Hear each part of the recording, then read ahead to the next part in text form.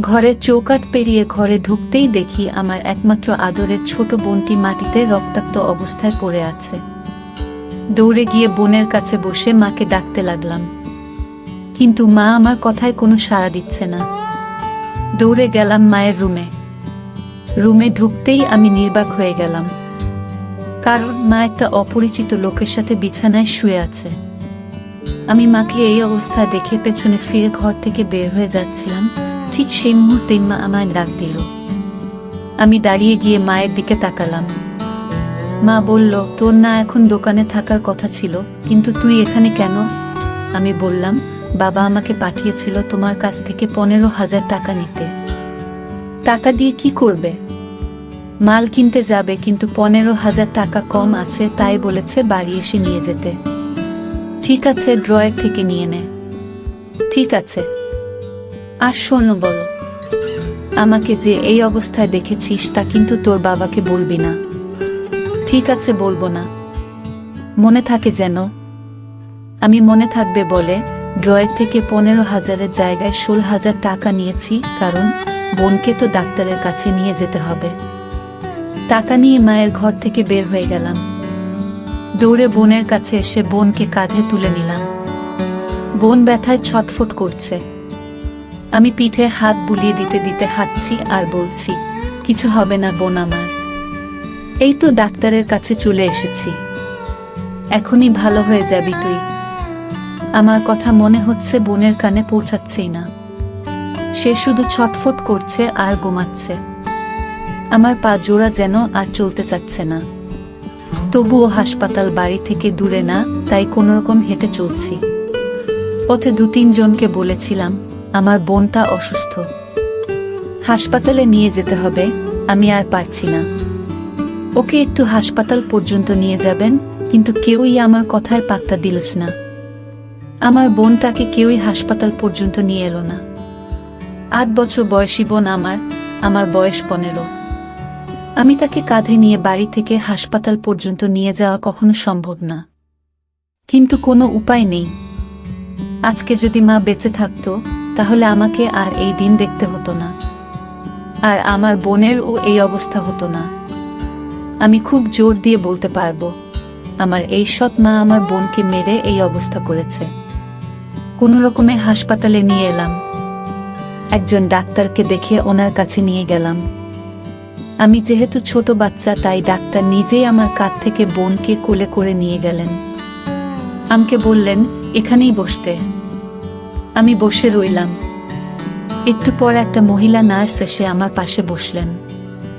আমি উঠে গেলাম, তখন তিনি বললেন, কোথায় যাও? বসো, এখানে কথা আছে। আমি বসে বললাম, জি বলেন, কি বলবেন? তোমার নাম কি? সিফাত। বয়স কত তোমার? 14 পার হয়ে 15 চলে। যাকে নিয়ে এসেছো সে কি হয় তোমার? বোন হয়। কিসে পড়ে? লেখাপড়া করে না। কেন? আমি কিছু বললাম না, কারণ আমি চাই না পারিবারিক কথা বাহিরের কেউ জানে। তিনি আবার বললেন, আচ্ছা ঠিক আছে, না বললে নাই। এখন বলো তোমার আব্বু কোথায়? আমি বললাম, দোকানে। তোমার মা কোথায়? মারা গেছে। তোমার বাবা কি জানে তোমার বোনের এই অবস্থা হয়েছে? না। জানাওনি কেন? এমনি।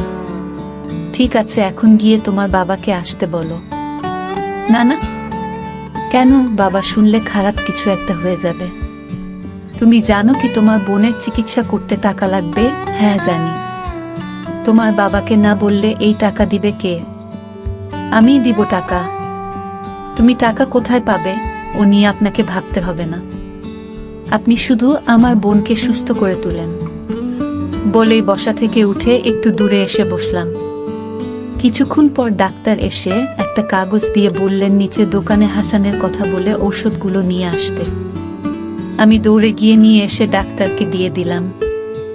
উনি আবার বললেন গিয়ে একটা রিক্সা নিয়ে আসতে। আমি হাসপাতাল থেকে বের হয়ে একটা রিক্সা খুঁজে নিয়ে এলাম। ডাক্তার আমার বোনকে কাঁধে করে নিয়ে এসে রিক্সায় বসে আমাকে উঠতে বললেন। আমি উঠলে একজন নার্স আমার হাতে কিছু ঔষধ দিয়ে দেন। আমি ডাক্তারকে জিজ্ঞেস করলাম, কোথায় যাবেন আমাদের নিয়ে? ডাক্তার বললেন, তোমার বাবার কাছে। কেন? দরকার আছে। তুমি শুধু বলো তোমার বাবা কোথায় আছেন। দোকানে। দোকানের ঠিকানা বলো।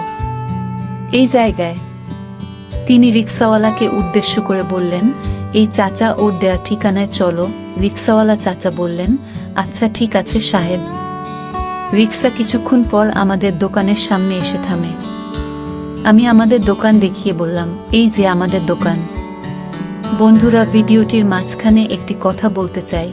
আপনারা অনেকেই আছেন যারা আমাদের ভিডিওগুলো নিয়মিত দেখেন, কিন্তু ভিডিওতে লাইক করেন না। অনেক কষ্ট করে ভিডিও তৈরি করি, তো ভিডিওটি ভালো লাগলে অবশ্যই ভিডিওটিতে লাইক করবেন। ডাক্তার সাহেব রিক্সাওয়ালাকে উদ্দেশ্য করে বললেন, এই দাদা থামেন এখানে। রিক্সাওয়ালা আচ্ছা বলে তার রিক্সা থামালেন। ডাক্তার সাহেব আমাকে নামতে বললেন। আমি নামলে আমার বোনকে আমার কাঁধে দিয়ে তিনি রিক্সা থেকে নেমে রিক্সা ভাড়া দিয়ে আবার বোনকে আমার কাঁধ থেকে ওনার কাঁধে নিয়ে দোকানে চলে আসেন। বাবা আমাদের দেখে দোকান থেকে বের হয়ে বললেন, আমার মেয়ের এই অবস্থা কেন? আমাকে কিছু বলার সুযোগ না দিয়ে ডাক্তার নিজেই বললেন, এইটুকু ছোট একটা বাচ্চাকে কেউ এভাবে মারে নাকি? বাবা অবাক হয়ে বললেন, কি বলছেন দাদা?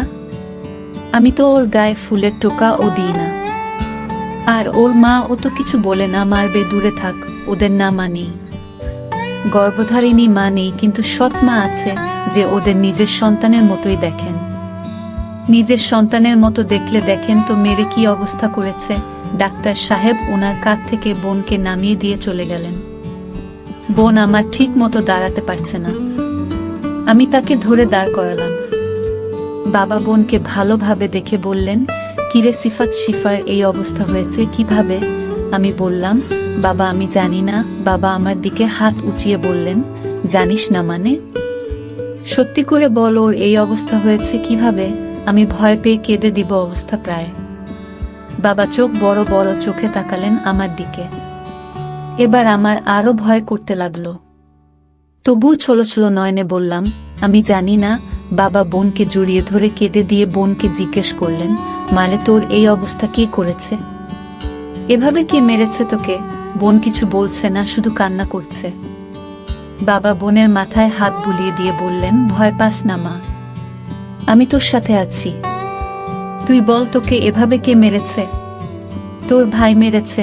বোন কান্নার কণ্ঠে বলল, না বাবা। আবার ও জিজ্ঞেস করলেন, তাহলে কে মেরেছে? মা বলেই ফুপিয়ে কান্না করতে লাগলো।